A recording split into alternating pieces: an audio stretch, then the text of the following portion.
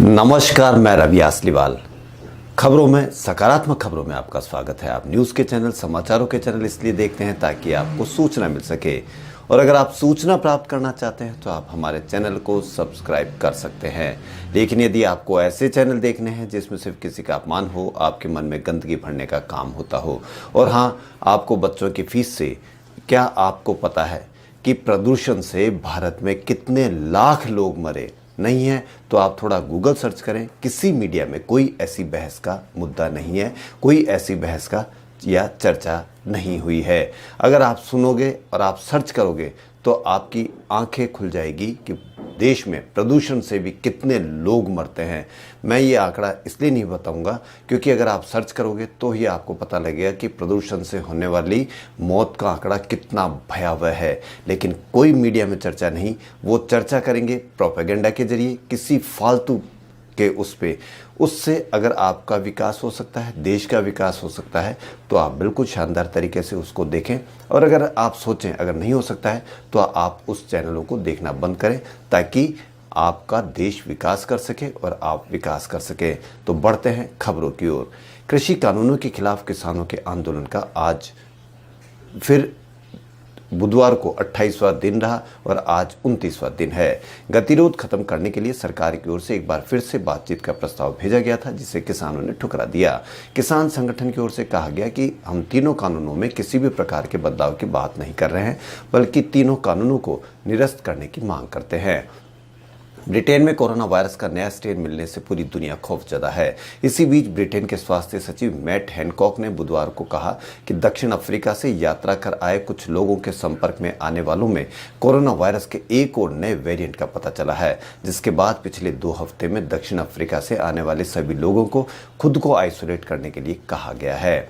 Haryana police ने 13 किसानों के खिलाफ हत्या और दंगे के प्रयास के मामले दर्ज किए हैं। इन किसानों ने पहले केंद्र सरकार के नए कृषि कानूनों का विरोध करते हुए मुख्यमंत्री मनोहर लाल खट्टर के काफिले को रोककर काले झंडे दिखाए थे और लाठियां भी चलाई थी। कांग्रेस की राज्य प्रमुख कुमारी शैलजा ने सरकार के इस कदम की आलोचना करते हुए इसे सरकार की हताशा बताया। वहीं प्रधानमंत्री नरेंद्र मोदी अलीगढ़ मुस्लिम यूनिवर्सिटी के बाद आज विश्व भारती विश्वविद्यालय के शताब्दी समारोह को संबोधित करेंगे। इस दौरान पश्चिम बंगाल के राज्यपाल जगदीप धनखड़ और केंद्रीय शिक्षा मंत्री रमेश पोखरियाल निशंक भी रहेंगे। पीएम मोदी वीडियो कॉन्फ्रेंसिंग के जरिए 11 बजे शांति निकेतन में विश्व भारती यूनिवर्सिटी के शताब्दी समारोह को संबोधित करेंगे। ब्रिटेन में पाए गए कोरोना वायरस के नए स्ट्रेन के चलते भारत सरकार ने 31 दिसंबर तक वहां से आने वाली उड़ानों पर रोक लगा दी है। वहीं मंगलवार रात ब्रिटेन से एक उड़ान में यात्री को कोरोना संक्रमित पाया गया, जिसके बाद उसे दिल्ली के लोकनायक अस्पताल में भर्ती कराया गया। वहीं महाराष्ट्र में ठाणे नगर निगम ने कल बुलेट ट्रेन मार्ग के लिए ठाणे में लगभग 2000 हेक्टेयर भूमि के मुआवजे के प्रस्ताव को अस्वीकार कर दिया। ठाणे नगर निगम को शिवसेना नियंत्रित करती है। सीरम इंस्टीट्यूट के टीके के देश में आपात इस्तेमाल की मंजूरी इस हफ्ते तक मिल सकती है। इससे जुड़ी प्रक्रिया पूरी हो चुकी है। कोरोना पर गठित टास्क फोर्स की मंगलवार को हुई बैठक में सीरम इंस्टीट्यूट के दस्तावेज पर्याप्त मिले हैं। सीरम ने टीके के उत्पादन के लिए ऑक्सफोर्ड यूनिवर्सिटी और एस्ट्रेजेनेका से करार किया है। वहीं हिमाचल प्रदेश के कसौली स्थित केंद्रीय प्रयोगशाला में सीरम इंस्टीट्यूट की करीब 2.5 करोड़ डोज को हरी झंडी मिलने के बाद 2 करोड़ डोज के बैच की जांच शुरू हो चुकी है। वहीं सीरम इंस्टीट्यूट ऑफ इंडिया ने न्यूमोनिया रोग के लिए स्वदेश में पहला टीका विकसित किया है, जिसे केंद्रीय स्वास्थ्य मंत्री हर्षवर्धन अगले सप्ताह लॉन्च कर सकते हैं और इसके बाद ये बाजार में उपलब्ध होगा। सूत्रों ने बुधवार को बताया कि टीका मौजूदा समय में 2 विदेशी कंपनियों द्वारा उपलब्ध करवाए जा रहे टीकों के मुकाबले काफी सस्ता होगा। मशहूर मलयालम कवित्री और पर्यावरण कार्यकर्ता सुगाथा कुमारी का बुधवार को कोरोना से निधन हो गया।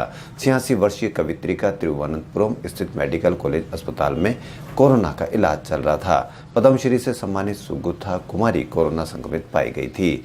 किसान दिवस के मौके पर हैदराबाद के किसानों से संवाद में उपराष्ट्रपति वेंकैया नायडू ने बुधवार को कहा कि किसान और सरकार के बीच जारी गतिरोध को खत्म करने के लिए बातचीत ही एक रास्ता है। नायडू ने कहा कि सरकार बातचीत के लिए हमेशा तैयार है। जल्दी किसानों की समस्या का समाधान हो जाएगा। वहीं पिछले 3-4 दिनों से ठंड में से मिली राहत के बाद अब पारा फिर से लुढ़कने वाला है। मौसम वैज्ञानिकों ने पंजाब, हरियाणा, छत्तीसगढ़ और बिहार जैसे मैदानी राज्यों में शीतलहर की संभावना जताई है। पहाड़ी इलाकों में हुई बर्फबारी और उत्तर पूर्व से आने वाली हवा की वजह से आज से फिर ठंड के जोर पकड़ सकती है। वहीं दूसरी ओर राजस्थान के माउंट आबू में पिछले 10 दिनों में सुबह के समय जगह जगह ओस की बूंदें बर्फ में तब्दील हो रही है।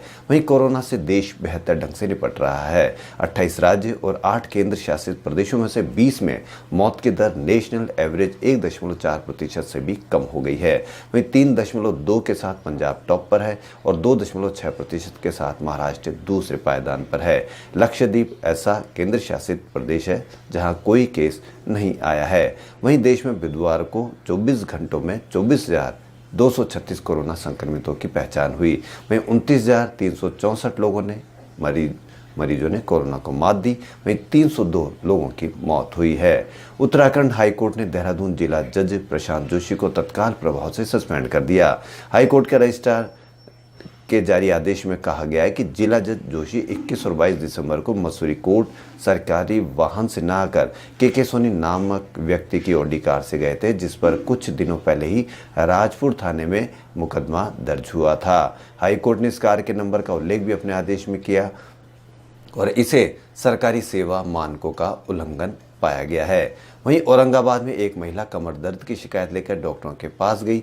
उसकी जांच करते वक्त डॉक्टर हैरान रह गए जब महिला के पूरे शरीर में पस यानी मवाद जमा था। महिला को पहले कोई बीमारी नहीं थी।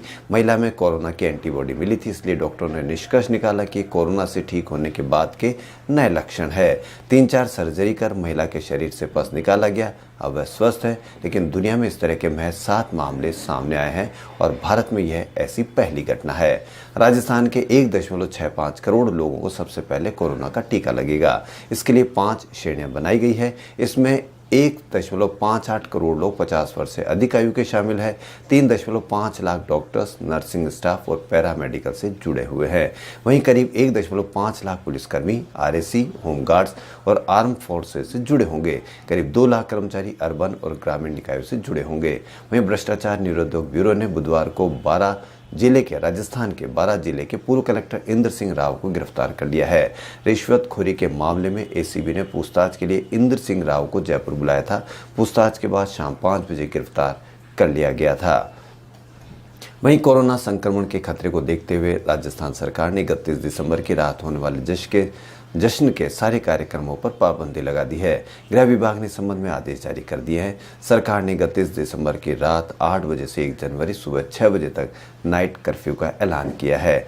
यह कर्फ्यू सभी नगर निगम, नगर परिषद और 1 लाख से अधिक आबादी के शहरों में लागू होगा। वहीं राजस्थान के मुख्यमंत्री अशोक गहलोत ने कहा कि राजस्थान में देश दुनिया के निवेशकों को आकर्षित करने की हर क्षमता मौजूद है। जरूरत है तो बस अनुकूल माहौल तैयार करने की। उन्होंने कहा कि सोलर और विंड सेक्टर में ऊर्जा उत्पादन की अपार क्षमता, कुशल मानवीय संसाधन, विस्तृत लैंड बैंक, मुफीद भौगोलिक स्थिति, बेहतर कानून व्यवस्था के तहत हित में तैयार की गई नीतियां और फैसले ऐसे मजबूत पक्ष हैं।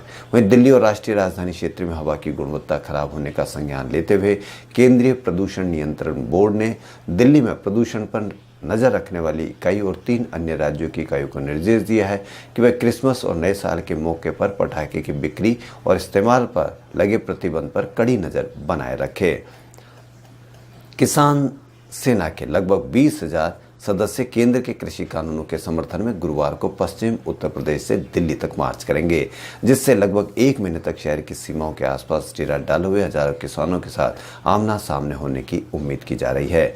किसान सेना के संयोजक गौरीशंकर सिंह ने समाचार एजेंसी पीटीआई को बताया कि कृषि कानूनों के समर्थन में राज्य के ब्रज क्षेत्र के किसान शामिल होंगे। वहीं राजस्थान के उदयपुर से गणतंत्र दिवस 2021 की तैयारियों को लेकर संबंधित विभागों की बैठक बुधवार को जिला परिषद सभागार में अतिरिक्त जिला कलेक्टर ओपी बुनकर की अध्यक्षता में संपन्न हुई। एडीएम ने कहा कि इस बार जिला स्तरीय समारोह में कोविड-19 के दृष्टिगत केंद्र और राज्य सरकार के निर्देशानुसार संक्षिप्त और गरिमापूर्ण कार्यक्रम ही रखे जाएंगे।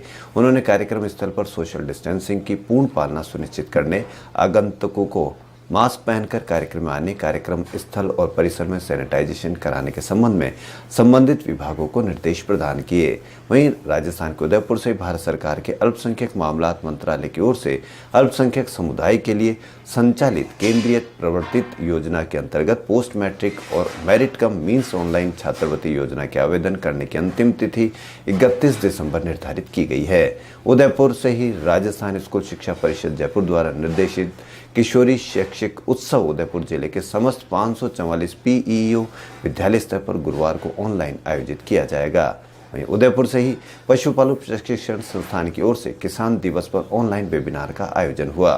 संस्थान के उपनिदेशक डॉक्टर राकेश पोखरना ने कहा कि किसान अपने पशुधन का उचित रखरखाव करके उन्नत पशुपालन कर अधिकाधिक लाभ कमा सकता है। वहीं राजस्थान के लाडनू से जैन विश्व भारती संस्थान के आचार्य कालू कन्या महाविद्यालय में आंतरिक व्याख्यान माला के अंतर्गत अभिषेक चारण ने महाकवि रसखान की कृष्ण भक्ति और उनकी रचना संसार विषय पर व्याख्यान प्रस्तुत किए। प्राचार्य प्रोफेसर आनंद प्रकाश त्रिपाठी की अध्यक्षता में हुए इस व्याख्यान में चारण ने बताया कि रसखान मुस्लिम धर्म से ताल्लुक रखते थे और उनका मूल नाम सैयद इब्राहिम था, परंतु कृष्ण की भक्ति उनके रोम रोम में बसी हुई थी। उन्होंने अपना पूरा जीवन कृष्ण की भक्ति और उन पर काव्य रचने में लगा दिया था। खबरों में फिलहाल इतना ही। यदि आपको हमारा चैनल पसंद आए तो लाइक, सब्सक्राइब और शेयर अवश्य करें। धन्यवाद।